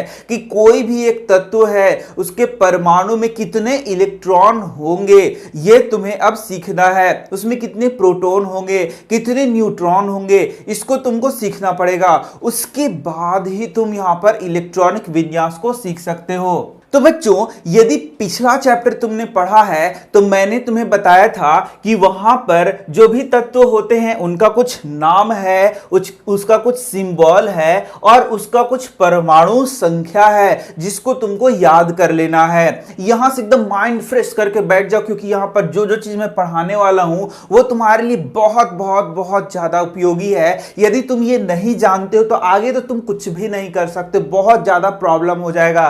तो एकदम बहुत दिमाग को शांत करके यहां सीखो। तुम यहां पर सीखो कि जो हाइड्रोजन है बच्चों उसको हम लोग H से दिखाते हैं और उसका परमाणु संख्या 1 होता है। तो तुमको इस तरीके से हीलियम का परमाणु संख्या 2 है, lithium 3, beryllium 4, boron 5, carbon 6, nitrogen 7, oxygen 8, इस तरीके से कम 20 तक का परमाणु संख्या तुम्हें याद होना चाहिए। यदि याद नहीं है तो बेकार है पढ़ाई कर रहे, एकदम छोड़ दो, रसायन एकदम जीरो रहोगे, हमेशा जीरो रहोगे, कुछ समझ में नहीं आने वाला है। तो यहां परमाणु संख्या सबसे पहले तुम याद कर लो, कम से कम 1 से 20 तक के परमाणु संख्या तुम्हें याद होने चाहिए। जैसे बोला गया कि कैल्शियम का परमाणु संख्या क्या है, तो तुम्हें 20 होता है, ये याद रहना चाहिए। पोटेशियम का परमाणु संख्या क्या है, तो 19 होता है, ये तुम्हें याद होना चाहिए। सबसे पहले तुम्हें परमाणु संख्या याद करना है। तो इस तरीके से ये हो गया इसका परमाणु संख्या। कोई दिक्कत नहीं, दिक्कत है इसको याद कर लो। तो अब बच्चों बहुत ध्यान से सुनो, बहुत ध्यान से सुनो। यहां पर हाइड्रोजन का परमाणु संख्या कितना है, 1। तो जितना परमाणु संख्या होता है बच्चों, जितना परमाणु संख्या होता है, उस तत्व का जो एटम है, जो परमाणु है, उसमें इलेक्ट्रॉन भी उतना ही रहता है, प्रोटॉन भी उतना ही रहता है। नहीं समझ में आया तो फिर से यहां देख लो। कोई एक तत्व का परमाणु है, बार बार तो मैं ये बता रहा हूं तुम्हें कि कोई एक तत्व का परमाणु है, उसमें 2 भाग होगा। एक होता है नाभिक, एक क्या होता है बच्चों, नाभिक, और दूसरा है ये कक्षा। ठीक है, नाभिक में होता है बच्चों प्रोटॉन और न्यूट्रॉन, और देखोगे कि कक्षाओं में क्या होता है, इलेक्ट्रॉन। तो कितनी बार मैंने तुम्हें बता दिया, ये जो भी मैं बता रहा हूं ना बच्चों, उसको एकदम याद कर लो। ऐसा नहीं कि 2 मिनट बाद भूल जाओ, क्योंकि ये सब अब याद करना है, दिमाग में रखना है। यदि दिमाग में नहीं है तो फिर आगे कैसे बढ़ोगे, आगे तो कंफ्यूज हो जाओगे कि ये हो क्या रहा है। तो एक एक स्टेप याद कर लो। मैंने क्या बताया, नाभिक है, नाभिक में होगा बच्चों प्रोटॉन और न्यूट्रॉन, और चारों ओर क्या होगा बच्चों, इलेक्ट्रॉन कक्षाओं में रहेगा। और ये कुल मिला के ये बच्चों यही है परमाणु। क्या है बच्चों, परमाणु। यही है तुम्हारा परमाणु। कोई दिक्कत नहीं है ना। तो अब ये तुमको समझना है, ये तुमसे पूछा जाएगा कि बताओ कि ये नाइट्रोजन का परमाणु है। किसका परमाणु है, नाइट्रोजन का परमाणु है। क्या वह ऑक्सीजन के परमाणु से अलग होगा कि वैसा ही होगा, तो अलग होगा। बहुत सिंपल सा बात है कि जो नाइट्रोजन का परमाणु होगा वह ऑक्सीजन के परमाणु से अलग होगा। तो पूछेगा तुमसे कि क्या नाइट्रोजन में इलेक्ट्रॉन जितना है ऑक्सीजन में भी उतना ही इलेक्ट्रॉन है? नहीं है, नहीं है। ऑक्सीजन का इलेक्ट्रॉन अलग हो गया, उसका संख्या। नाइट्रोजन का इलेक्ट्रॉन का संख्या अलग हो गया। सोडियम में इलेक्ट्रॉन का संख्या अलग हो गया। पोटेशियम में इलेक्ट्रॉन का संख्या अलग हो गया। ठीक इसी तरीके से यहां पर प्रोटॉन का भी संख्या क्या हो जाएगा, अलग हो जाएगा। सब में प्रोटॉन का संख्या, इलेक्ट्रॉन का संख्या और न्यूट्रॉन का संख्या क्या हो जाएगा, अलग हो जाएगा। तो तुम बोलोगे कि मैं कैसे जान पाऊंगा कि हाइड्रोजन में कितना इलेक्ट्रॉन है, बोरोन में कितना इलेक्ट्रॉन है, बोरोन में कितना प्रोटॉन है? क्या मुझे पता है? यस, तुम्हें पता है। देखो कैसे पता है। यदि तुमने तत्व का नाम याद कर लिया है, उसका परमाणु संख्या याद कर लिया है, तो बच्चों जरा फिर ध्यान से सीखो। जितना इसका परमाणु संख्या है, जितना इसका बच्चों परमाणु संख्या है, उतना ही इसका इलेक्ट्रॉन है और उतना ही इसका प्रोटॉन होगा बच्चों। कोई दिक्कत? हाइड्रोजन को चलो हटा देते हैं हम लोग, यहां हीलियम से बात करते हैं। तो हीलियम में देखो, हीलियम का बोलो, हीलियम का परमाणु संख्या क्या है, 2। तो इसको तुमको याद करना है, मैंने बताया 20 तक। तो इसमें इलेक्ट्रॉन कितना होगा, 2, और प्रोटॉन कितना होगा, 2। ये याद करते चलो, ठीक है। यहां देखो, यहां पर मैं दिखा रहा हूं तुम्हें, एकदम कोई टेंशन नहीं लेना है। देखो ये है प्रोटॉन की संख्या, यहां पर देख सकते हो। ये क्या है बच्चों, प्रोटॉन की संख्या, और ये है इलेक्ट्रॉन की संख्या। पहले हम लोग प्रोटॉन और इलेक्ट्रॉन को देख लेते हैं। तो बस देखना क्या है, जितना इसका यहां पर क्या है बताओ, ये परमाणु संख्या है, उतना ही प्रोटॉन होता है और उतना ही इलेक्ट्रॉन होता है। बस सिंपल सा बात है। यदि देखो यहां पर हाइड्रोजन को हटा देते हैं हम लोग, यहां पर हाइड्रोजन को भी ले सकते हैं, न्यूट्रॉन तो नहीं पढ़ रहे हैं। तो हाइड्रोजन का परमाणु संख्या क्या है, 1 है। तो यहां प्रोटॉन कितना है, 1 है, और इलेक्ट्रॉन कितना है, 1 है। बस हो गया। यदि यहां हीलियम का परमाणु संख्या 2 है, तो प्रोटॉन 2 है, तो इलेक्ट्रॉन 2 है। सिंपल सा बात है। बोरोन 5 है परमाणु संख्या, तो प्रोटॉन है 5, इलेक्ट्रॉन क्या है, 5। न्यूट्रॉन की संख्या को याद करने का जरूरी नहीं है, कोई जरूरी नहीं है। क्योंकि ये मास नंबर जब हम लोग निकालते हैं तब यूज आता है, तो इसका कोई जरूरी नहीं, हटाओ इसको, ये दोनों याद रखो, याद रखना है। तो क्या इसको याद करना होगा?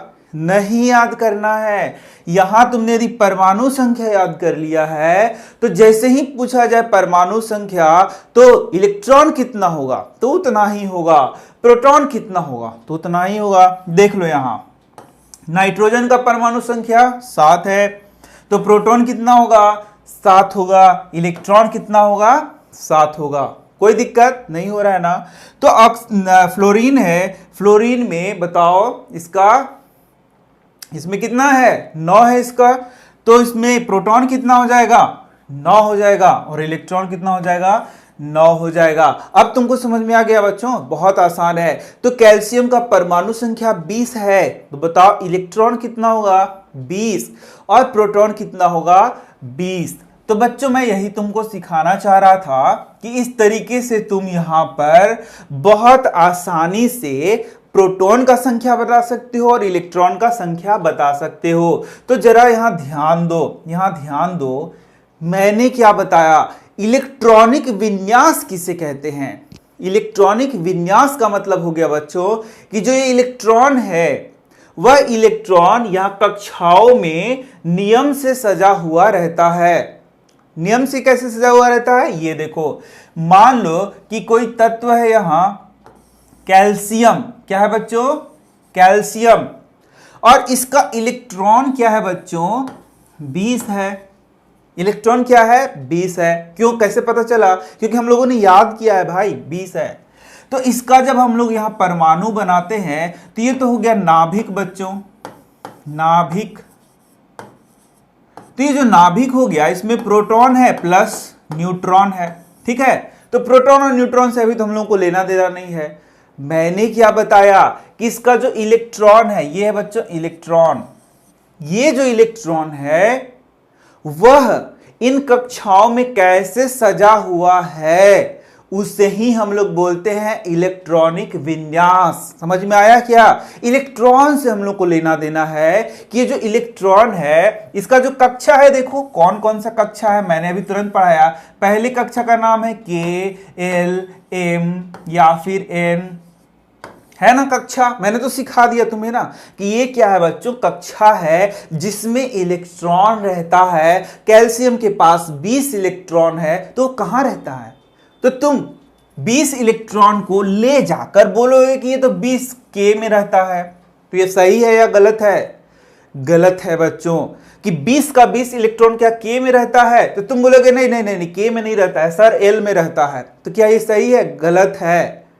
तो यहां पर अब मैं बता रहा हूं कि कितना कितना इलेक्ट्रॉन रहता है बच्चों। तो यहां पर मैं यदि बता रहा हूं, यहां ध्यान से सुनो कि कैसे इलेक्ट्रॉन रहता है। किसका किसका बताओ? कैल्शियम का। तो देखो ये हो गया नाभिक, ये हो गया पहला कक्षा, दूसरा, तीसरा, चौथा, इस तरीके से कक्षा हो गया। तो मैं बता रहा हूं, ध्यान से सुनो, पहले में रहता है 2 इलेक्ट्रॉन, दूसरे में क्या रहता है? 8 इलेक्ट्रॉन, 2 और 8 10, फिर रहता है तीसरे में 8 इलेक्ट्रॉन और चौथे में रहता है 2 इलेक्ट्रॉन। टोटल मिला के कितना हो गया? 20 इलेक्ट्रॉन। कोई दिक्कत? इसका मतलब कैल्शियम में पहले कक्षा में कितना आया? पहले तो बताओ कैल्शियम में टोटल इलेक्ट्रॉन कितना है? 20 इलेक्ट्रॉन है। इलेक्ट्रॉन को क्या कर रहे हैं हम लोग? सजा रहे हैं, और उसे ही क्या कर रहे हैं? इलेक्ट्रॉनिक कॉन्फ़िगरेशन, इलेक्ट्रॉनिक क्या बोल रहे हैं? विन्यास बोल रहे हैं। तो नियम से होता है बच्चों, पहले में आ गया 2, दूसरे में 8 इलेक्ट्रॉन, तीसरे कक्षा में 8 इलेक्ट्रॉन और चौथे कक्षा में क्या हो गया? 2 इलेक्ट्रॉन। ठीक है। तो तुम अब पूछो कि भाई आपने कैसे इसमें 2 8 8 2 लिखा? क्यों लिखा?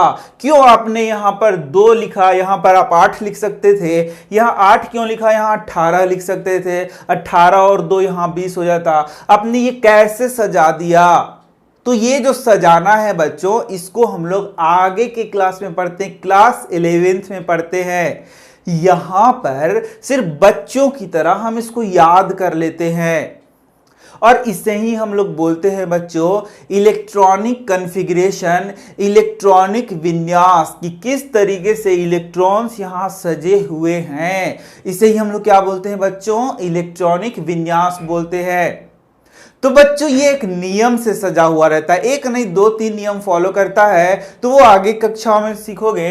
तो यहां पर जो विभिन्न कक्षाओं में इलेक्ट्रॉन को हम लोग रखते हैं किसी नियम से रखते हैं, और वह है बोर-ब्यूरी नियम, बोर-ब्यूरी स्कीम के तहत इसको हम लोग रखते हैं। यह बता रहा है कि कोई एक कक्षा है, जैसे कि देखो यहां 3 कक्षा को दिखाया गया है, ये कक्षा नंबर 1 है, ये कक्षा नंबर 2 है, ये है 3 और ये क्या है 4। तो यहां पर एक चीज तुम लोग को बता दिया गया है, बताया ये गया है कि पहले कक्षा में ज्यादा से ज्यादा कितना इलेक्ट्रॉन रह सकता है, दूसरे कक्षा में ज्यादा से ज्यादा कितना इलेक्ट्रॉन रह सकता है, तीसरे और चौथे कक्षा में या 5वें कक्षा में ज्यादा से ज्यादा कितना इलेक्ट्रॉन रह सकता है। और इसको तुम्हें यहां बताया गया है क्लास 9th में, और एक नियम से बताया गया है, इसको बोलते हैं 2n²। क्या नियम है बताओ बच्चों, 2n²।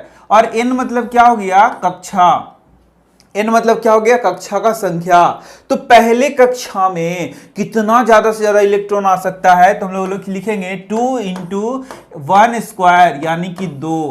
पहले में ज्यादा से ज्यादा कितना इलेक्ट्रॉन आ सकता है बच्चों, 2 इलेक्ट्रॉन आ सकता है। तो दूसरे कक्षा में ज्यादा से ज्यादा कितना इलेक्ट्रॉन आ सकता है, तो बताओ 2n² से हम लोग भरेंगे, तो 2n² हो गया 2n²। और 2n² क्या हो गया बच्चों, 2 × 2 का स्क्वायर, यानी कि ये हो गया 8। यानी पहले में ज्यादा से ज्यादा कितना आ सकता है, 2, दूसरे में कितना आ सकता है 8, तीसरे में 18, चौथे में 32। इस तरीके से ये आ सकता है, कोई दिक्कत, ज्यादा से ज्यादा इलेक्ट्रॉन आ सकता है। तो तुम बोलोगे कैल्शियम का जब आपने भरा था तो आपने लिखा था 2, 8, 8 और 2, ये आपने लिखा था ना मैंने।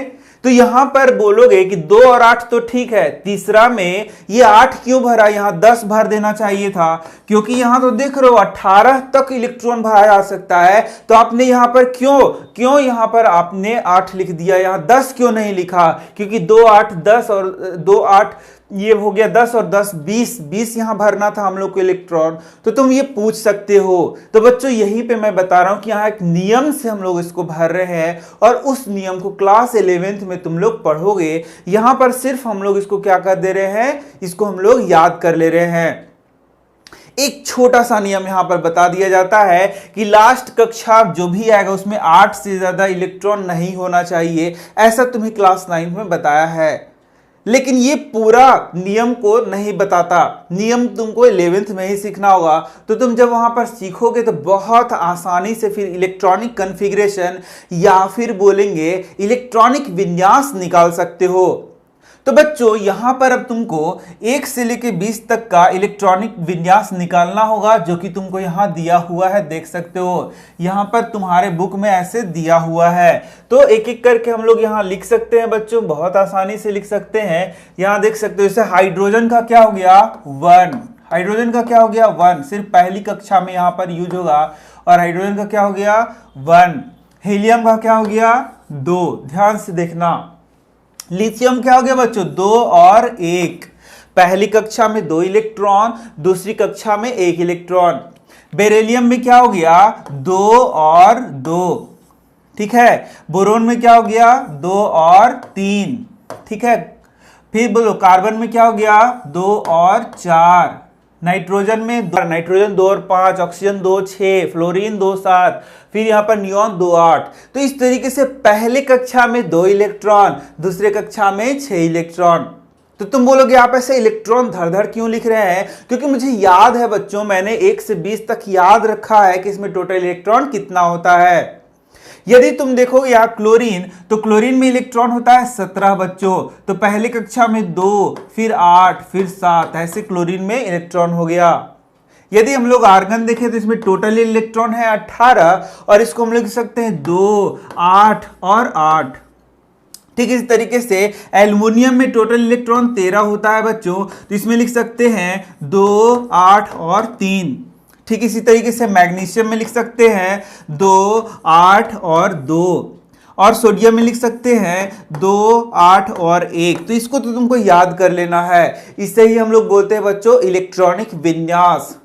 तो सोडियम का पहला कक्षा में कितना इलेक्ट्रॉन है? 2। सोडियम के दूसरा कक्षा में कितना इलेक्ट्रॉन है? 8। और सोडियम के तीसरा कक्षा में इलेक्ट्रॉन कितना है? 1। तो टोटल इलेक्ट्रॉन सोडियम में कितना है? 11। ये तुम्हें याद होना चाहिए। तो 1 से 20 तक याद कर लो, कोई टेंशन नहीं है। यदि हम लोग पोटेशियम देखें बच्चों, पोटेशियम का होता है 19, तो इसको हम लोग लिखते हैं 2, 8, 8 और 1। इस तरीके से पोटेशियम का हम लोग इलेक्ट्रॉनिक विन्यास लिखते हैं। तो बहुत आसानी से इन चीजों को तुम अब यहां समझ गए होगे, और बहुत आसानी से यहां इनको हम लोग क्या कर सकते हैं? बना सकते हैं एग्जाम में। तो यहां पर तुम देखोगे अपना चार्ट यहां देख सकते हो, तो इस तरीके से देख सकते हो इलेक्ट्रॉनिक विन्यास तुम्हारा लिखा हुआ है। तुम एक बार इसको प्रैक्टिस कर लो तो इलेक्ट्रॉनिक विन्यास तुम आसानी से निकाल सकते हो। इसके बाद देख सकते हो जो नेक्स्ट टॉपिक है वह है बच्चों संयोजकता। तो संयोजकता क्या है? कोई एक परमाणु में संयोजन करने की, किसी दूसरे परमाणु से संयोजन करने की जो क्षमता होती है उसे ही क्या बोलते हैं बच्चों? संयोजकता कहते हैं। एकदम आसानी से तुम बता सकते हो। परमाणु के बाह्यतम कक्ष में इलेक्ट्रॉनों के अष्टक बनाने के लिए जितनी संख्या में इलेक्ट्रॉनों की साझेदारी या स्थानांतरण होता है वही उस तत्व का संयोजकता अर्थात संयोजकता होता है। समझो जरा सा बच्चों, 2 या 2 से अधिक परमाणु आपस में मिलते हैं और नए पदार्थों, नए क्या बोलते हैं उसको? यौगिकों का निर्माण करते हैं। तो जब ये नए यौगिकों का निर्माण करते हैं बच्चों, तो इनमें साझेदारी हो सकता है, इलेक्ट्रॉन का साझेदारी हो सकता है, इलेक्ट्रॉन का ट्रांसफर हो सकता है। तो बच्चों यहां पर तुम्हें कुछ सीखना पड़ेगा कि जब 2 या 2 से अधिक परमाणु एक साथ मिलते हैं तो क्या बनाते हैं बच्चों? वे यौगिक का निर्माण करते हैं। तो जब यौगिक का निर्माण होता है बच्चों, तो यहां इलेक्ट्रॉन एक दूसरे इलेक्ट्रॉन का या तो स्थानांतरण होता है या इलेक्ट्रॉन का साझेदारी होता है।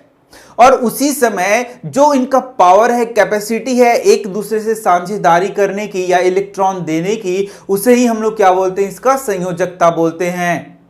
यानी कि वही संयोजकता डिसाइड करता है कि ये जो तत्व है ज्यादा रिएक्टिव है या नहीं है, वे अभिक्रिया करना चाहते हैं कि नहीं करना चाहते हैं, वे जो हैं सो नया पदार्थ बनाना चाहते हैं या नहीं बनाना चाहते हैं, नया यौगिक बनाना चाहते हैं या नहीं बनाना चाहते हैं। तो ये किस चीज से डिसाइड होता है बच्चों? संयोजकता से डिसाइड होता है। जैसे तुम देख सकते हो यहां बच्चों, हीलियम का संयोजकता यहां पर क्या है? 0 है। यानी कि हीलियम का संयोजकता 0 है, तो ये दूसरे परमाणु से कभी भी नहीं मिलेगा और नए तत्वों, नए यौगिकों का निर्माण नहीं करेगा। ठीक इसी तरीके से देख सकते हो नियॉन है, तो नियॉन भी जो दूसरे तत्व है उससे अभिक्रिया नहीं करेगा और ना ही कोई नया यौगिक का निर्माण करेगा। क्यों? क्योंकि इसको संयोजकता क्या है? 0 है। इसकी संयोजन की क्षमता क्या है? 0 है। ये किसी और से ना इलेक्ट्रॉन का आदान प्रदान करेगा ना स्थानांतरण करेगा, इसलिए इसकी संयोजकता क्या है बच्चों? 0 है। लेकिन बाकी तत्वों की संयोजकता तुम देख सकते हो, ये क्या करते हैं? ये अलग अलग पदार्थ, ये अलग अलग जो परमाणु होते हैं उनसे अभिक्रिया करेंगे और फिर नए यौगिकों का निर्माण करेंगे।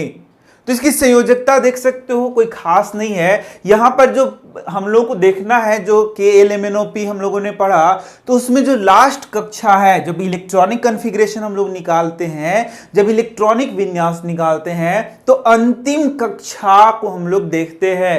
अंतिम कक्षा को देखेंगे और अंतिम कक्षा से हम लोग डिसाइड करेंगे कि इसकी संयोजकता कितनी होगी। जैसे देखो हाइड्रोजन का संयोजकता क्या हो जाएगा बच्चों? 1 हो जाएगा। अंतिम कक्षा देखेंगे ना, हीलियम का संयोजकता क्या हो जाएगा बच्चों? इसका संयोजकता 0 हो जाता है। ये 2 नहीं देखेंगे बल्कि 0 देखेंगे। अब देखोगे यहां पर लिथियम का संयोजकता 1 हो गया, बेरिलियम का 2 हो गया, बोरोन का 3 हो गया। ये तो ठीक है, लेकिन अब कार्बन का क्या 4 है? नहीं। तो जिसके लास्ट में 4, 5, 6, 7 इस तरीके से रहेगा या फिर 8 भी रहेगा, उसका संयोजकता हम लोग कैसे निकालते हैं? तो उसको 8 में से हम लोग माइनस कर देते हैं। तो यहां पर 8 में से 4 जाएगा तो क्या हो जाएगा, 4 हो जाएगा। तो जिसका 4 वाला संयोजकता है वहां तक भी टेंशन नहीं है, इसका 4 हो गया। लेकिन यहां पर देख सकते हो इसका संयोजकता क्या हो गया, 8 माइनस 5 तो बराबर क्या हो गया, 3। इसका संयोजकता देख सकते हो 8 माइनस 6 बराबर क्या हो गया, 2। इसका संयोजकता देख सकते हो 8 माइनस 7 बराबर क्या हो गया, 1। और इसका संयोजकता 8 माइनस 8 बराबर क्या हो गया, 0। इस तरीके से संयोजकता हम लोग निकाल सकते हैं बच्चों। यदि नहीं समझ में आया थोड़ा सा रिवाइज कर लो, एक बार और देख लो। यहां देख सकते हो तुम, यदि लास्ट में 5 6 7 8 है तो 8 से हम लोग को घटा देना है। 8 से जैसे ही घटाओगे जो अंक आएगा उसी को हम लोग क्या बोलेंगे, इसका संयोजकता बोलेंगे। तो बहुत अच्छे से इसको तुम निकाल सकते हो, इसको इंग्लिश में वैलेंसी बोलते हैं बच्चों। तो बच्चों चलो अब हम लोग देखते हैं परमाणु संख्या। तो परमाणु संख्या जिसे मैंने तुम्हें याद करने को बोला है बच्चों, 1 से 20 तक का परमाणु संख्या तुम याद कर लेना। तो परमाणु संख्या क्या होता है यह तुम्हारे एग्जाम में पूछा जा सकता है बच्चों। तो सिंपली जो मैंने बताया, किसी भी परमाणु में उपस्थित प्रोटॉन की संख्या को उस परमाणु की परमाणु संख्या कहते हैं। तो बच्चों जो प्रोटॉन की संख्या है उसे ही उस परमाणु की परमाणु संख्या कहते हैं बच्चों, और इसे हम लोग Z से डिनोट करते हैं। बच्चों यहां एक बात ध्यान दो जो कि मैंने तुम्हें पहले भी पढ़ाया है, परमाणु में इलेक्ट्रॉन भी पाया जाता है, प्रोटॉन भी पाया जाता है। तो जो प्रोटॉन होता है वो धनायन होता है बच्चों, और जो इलेक्ट्रॉन होता है वो ऋणायन होता है। तो जो प्रोटॉन का संख्या है उतना ही इलेक्ट्रॉन का संख्या होगा यदि परमाणु में, तो उसे ही हम लोग क्या बोलते हैं, उदासीन बोलते हैं, न्यूट्रल बोलते हैं। इस तरीके से यदि कोई न्यूट्रल परमाणु है बच्चों तो उसमें जो प्रोटॉन का संख्या होगा वही उसका क्या होगा, इलेक्ट्रॉन का संख्या होगा, और वही उसका क्या होगा, परमाणु संख्या। लेकिन एग्जाम में तो तुम्हें लिखना है कि परमाणु संख्या बराबर क्या हो गया, प्रोटॉन की संख्या। बच्चों परमाणु संख्या क्या हो गया, प्रोटॉन की संख्या हो गई, ये तुम्हें याद रखना है। लेकिन वह परमाणु यदि उदासीन है तो प्रोटॉन की संख्या और इलेक्ट्रॉन की संख्या क्या होगी, बराबर होगी। जैसे कि देखो यहां मान लो कि सोडियम का परमाणु संख्या क्या है, 11 है बच्चों। तो इसमें प्रोटॉन का संख्या क्या हो जाएगा, 11 हो जाएगा। और ये न्यूट्रल है यानी कि इलेक्ट्रॉन का संख्या भी क्या हो जाएगा बच्चों, 11 हो जाएगा। कोई दिक्कत नहीं है ना। तो इस तरीके से तुम देख सकते हो, जो मान लो कैल्शियम है उसका परमाणु संख्या 20 है, तो इसका प्रोटॉन का संख्या क्या हो जाएगा बच्चों, 20 हो जाएगा, और इलेक्ट्रॉन का संख्या भी क्या हो जाएगा, 20 हो जाएगा। इस तरीके से देख सकते हो। यदि नियॉन है बच्चों तो परमाणु संख्या क्या है, 10 है, तो प्रोटॉन का संख्या भी क्या हो जाएगा, 10 हो जाएगा, और इलेक्ट्रॉन का संख्या भी क्या हो जाएगा बच्चों, 10 ही हो जाएगा। समझ में आ गया। तो यही है बच्चों परमाणु संख्या। इसके बाद देख सकते हैं द्रव्यमान संख्या बच्चों। तो द्रव्यमान संख्या यदि देखोगे तो जो परमाणु के नाभिक में प्रोटॉन और न्यूट्रॉन की संख्या है उन दोनों को जब जोड़ते हैं तो वही क्या हो जाता है, द्रव्यमान संख्या हो जाता है बच्चों। तो द्रव्यमान संख्या देख सकते हो, प्रोटॉन की संख्या प्लस क्या हो गया, न्यूट्रॉन की संख्या। मतलब प्रोटॉन प्लस न्यूट्रॉन जो कि कहां रहते हैं बच्चों, नाभिक में रहते हैं। मैंने तुम्हें सिखाया है, ये देखो यहां है बच्चों नाभिक, और नाभिक में क्या रहता है, प्रोटॉन और न्यूट्रॉन रहता है, और चारों ओर ये कक्षाओं में क्या रहता है बच्चों, इलेक्ट्रॉन होता है। तो बच्चों जरा ध्यान दो, प्रोटॉन क्या होता है बच्चों, ये होता है पॉजिटिव चार्ज होता है, और न्यूट्रॉन बच्चों अनावेशित होता है। क्या होता है, अनावेशित होता है, मतलब इस पे कोई चार्ज नहीं होता है। इस तरीके से प्रोटॉन कहां रहता है, न्यूक्लियस में रहता है यानी नाभिक में रहता है। न्यूट्रॉन कहां रहता है, नाभिक में रहता है, यानी कि इसका जो पूरा धनावेश है, यानी कि इस जो एटम का या परमाणु का पूरा धनावेश है वह कहां पाया जाएगा बच्चों, वह पाया जाएगा नाभिक में बच्चों। तो ये सिखा दिया ना मैंने एक चीज। तो अभी जो चीज से हमने सीखा, क्या सीखा कि जो द्रव्यमान संख्या है वह प्रोटॉन की संख्या प्लस न्यूट्रॉन की संख्या के बराबर होता है। ये तुम याद रखना। जैसे कि मान लो कि कार्बन है, कार्बन का यहां पर द्रव्यमान संख्या क्या होता है, 12 होता है। तो द्रव्यमान संख्या यदि 12 होता है तो इसमें प्रोटॉन का संख्या कितना है बच्चों, 6 है, और न्यूट्रॉन का संख्या भी कितना है, 6 है, और दोनों मिला के क्या हो जाएगा, 12 हो जाएगा। तो इस तरीके से देख सकते हो बच्चों, हीलियम का जो द्रव्यमान संख्या है बच्चों, हीलियम का जो द्रव्यमान संख्या है 2 + 2 क्या हो गया, 4 हो गया। लिथियम का 4 और 3 क्या हो गया, 7 हो गया। बेरिलियम का 4 और 5 क्या हो गया, 9 हो गया। बोरॉन का कितना हो गया, 11 हो गया। कार्बन का कितना हो गया, 12 हो गया। प्रोटॉन की संख्या प्लस न्यूट्रॉन की संख्या, प्रोटॉन की संख्या प्लस न्यूट्रॉन की संख्या, यही तो तुम्हें मैंने बताया कि जो प्रोटॉन की संख्या उसमें न्यूट्रॉन की संख्या को जोड़ दो तो हो जाएगा द्रव्यमान संख्या बच्चों। तो यहां पर देख सकते हो नाइट्रोजन का द्रव्यमान संख्या कितना हो गया, 14 हो गया। ठीक इसी तरीके से ऑक्सीजन का द्रव्यमान संख्या कितना हो गया, 16 हो गया। ठीक इसी तरीके से नियॉन का द्रव्यमान संख्या कितना हो गया, 20 हो गया। और सोडियम का कितना हो गया, 23 हो गया। तो द्रव्यमान संख्या को भी तुम्हें याद रखना है, यह भी बात ध्यान दो। तो द्रव्यमान संख्या को भी तुमको क्या करना होगा, याद रखना होगा। तो परमाणु संख्या भी तुम्हें याद करना है, द्रव्यमान संख्या भी तुम्हें याद करना है। और जानते हो बच्चों, जो तत्व है, तत्व में परमाणु संख्या और द्रव्यमान संख्या को इस तरीके से हम लोग दिखाते हैं। जैसे कि मैंने दिखाया सोडियम, तो यहां लिख देंगे सोडियम, इसका परमाणु संख्या है 11, तो ऐसे लिखेंगे 11। और द्रव्यमान संख्या है 23, तो यहां पर 23 लिखेंगे। कैल्शियम में परमाणु संख्या है 6, द्रव्यमान संख्या है 12, तो इसको ऐसे लिखेंगे, द्रव्यमान संख्या को ऊपर लिखेंगे और परमाणु संख्या को बच्चों नीचे लिखते हैं। है ना बहुत आसान ये चैप्टर, हर एक चीज तुमको एकदम एक एक करके सीखते जाना है बच्चों। अब यहां पर देख सकते हो कार्बन का परमाणु संख्या 6 हो गया और द्रव्यमान संख्या क्या हो गया, 12 हो गया। ठीक इसी तरीके से क्लोरीन का परमाणु संख्या 17 है और द्रव्यमान संख्या क्या हो गया, 35 हो गया। ऑक्सीजन का परमाणु संख्या 8 है, ऑक्सीजन का परमाणु संख्या क्या है बच्चों, 8 है और द्रव्यमान संख्या क्या है, 16 है। तो इस तरीके से इन चीजों को तुम अब याद कर सकते हो। तो बच्चों अब हम लोग का जो नेक्स्ट टॉपिक है वह है समस्थानिक। तो समस्थानिक किसे कहते हैं, तो बच्चों बहुत ही आसान है समस्थानिक को याद करना, लेकिन यह जान लो समस्थानिक और संभारिक ये तुम्हारे एग्जाम में पूछे जाते हैं। तो समस्थानिक किसे कहते हैं बच्चों, तो बच्चों एक ही तत्व का जो परमाणु है वह अलग अलग रूपों में भी पाया जा सकता है। जैसे कि तुम देख सकते हो यहां पर हाइड्रोजन के परमाणु को हम लोग देख सकते हैं। तो हाइड्रोजन का परमाणु 3 रूपों में पाया जाता है। ये देखो, ये हो गया पहला हाइड्रोजन का परमाणु, ये पहला, दूसरा और ये क्या हो गया, तीसरा। यहां पर देख सकते हो ये हाइड्रोजन का परमाणु 3 रूप में पाया जाता है, जिसका परमाणु क्रमांक तो वही है बच्चों। यहां देखना, इसका परमाणु क्रमांक 1 है, इसका भी 1 है, इसका भी 1 है, लेकिन परमाणु द्रव्यमान अलग अलग है। इसका परमाणु द्रव्यमान 1 है, इसका परमाणु द्रव्यमान 2 है, इसका परमाणु द्रव्यमान 3 है।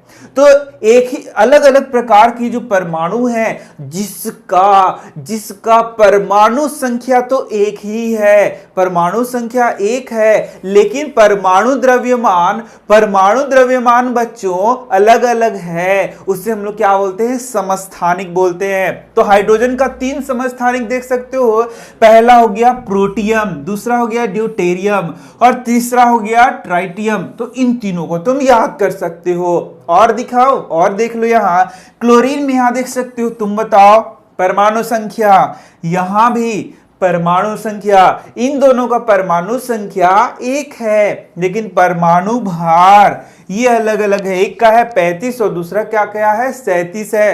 तो इस तरीके से इसका परमाणु क्रमांक तो सेम है, लेकिन परमाणु भार इसका या बोलेंगे कि इसका जो द्रव्यमान संख्या है वह अलग अलग है। तो इसे हम लोग क्या बोलते हैं, समस्थानिक बोलते हैं बच्चों। ठीक इसी तरीके से कार्बन का भी समस्थानिक यहां देख सकते हो, कार्बन का 2 समस्थानिक है। एक का परमाणु जो द्रव्यमान है और यहां द्रव्यमान है 12 है और दूसरे का क्या है, 14 है, लेकिन यहां परमाणु क्रमांक वही है बच्चों। ठीक है, तो इस तरीके से ऐसे परमाणुओं को हम लोग क्या बोलते हैं, समस्थानिक कहते हैं। जरा देख लो समस्थानिक किसे कहते हैं, बहुत आसान है बच्चों। समस्थानिक यहां देखना, एक ही तत्व के परमाणु जिनकी परमाणु संख्या समान होती है, परमाणु संख्या समान होती है, लेकिन इनका द्रव्यमान संख्या भिन्न भिन्न होता है। जैसे मैंने 3 उदाहरण दिए, उसे हम लोग क्या बोलते हैं, समस्थानिक कहते हैं। समस्थानिक में यहां जैसे मैंने बताया बच्चों, अब यहां क्लोरीन जो है, क्लोरीन का 2 समस्थानिक है। तो अब ये नेचर में कितना इसका अनुपात मिलता है, उस अनुपात से इसका हम लोग क्या निकालते हैं, इसका फिर हम लोग कैलकुलेशन करते हैं और कैलकुलेशन करके एवरेज निकाल के फिर इसका हम लोग परमाणु भार निकालते हैं। ठीक है, तो यहां पर देख लो, ये हो गया समस्थानिक। समस्थानिक का अनुप्रयोग बोला गया है कि समस्थानिकों का अलग अलग उपयोग लिखे, तो ये भी क्वेश्चन हो जाता है, तुमसे पूछा जा सकता है। तो देख सकते हो यूरेनियम एक समस्थानिक का उपयोग परमाणु भट्टी में ईंधन के रूप में किया जाता है। तो परमाणु रिएक्टर तुम्हें मैंने पढ़ाया है बच्चों ऊर्जा के स्रोत में, वहां तुम पढ़ सकते हो। तो वहां पर देख सकते हो यूरेनियम को हम लोग ईंधन के रूप में उपयोग करते हैं। ठीक इसी तरीके से जो कोबाल्ट का समस्थानिक है बच्चों, इसका उपयोग कैंसर के उपचार में किया जाता है। और ठीक इसी तरीके से बच्चों जो आयोडीन का समस्थानिक है, उसका उपयोग हम लोग घेंघा नामक रोग में करते हैं। तो इस तरीके से समस्थानिकों का अनुप्रयोग बहुत बहुत बहुत इंपॉर्टेंट है, तुम एकदम याद कर लो। अब देखते हैं संभारिक। तो संभारिक जस्ट समस्थानिक का उल्टा हो जाएगा। जैसे देख सकते हो, एक हो गया कैल्शियम और एक क्या हो गया, पोटेशियम। तो इसका परमाणु संख्या क्या हो गया, 20, और इसका क्या हो गया बताओ, 19। ठीक है, लेकिन इसका जो परमाणु द्रव्यमान है, इसका भी 40 है और इसका भी 40 है। तो इस प्रकार का जो परमाणु है, इसे हम लोग बोलते हैं संभारिक बोलते हैं बच्चों।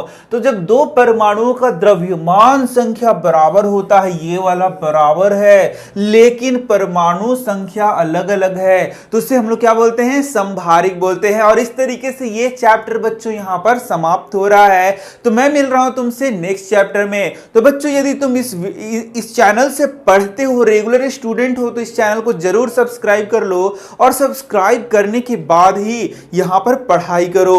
तो मैं मिल रहा हूं तुमसे नेक्स्ट वीडियो में। Thank you.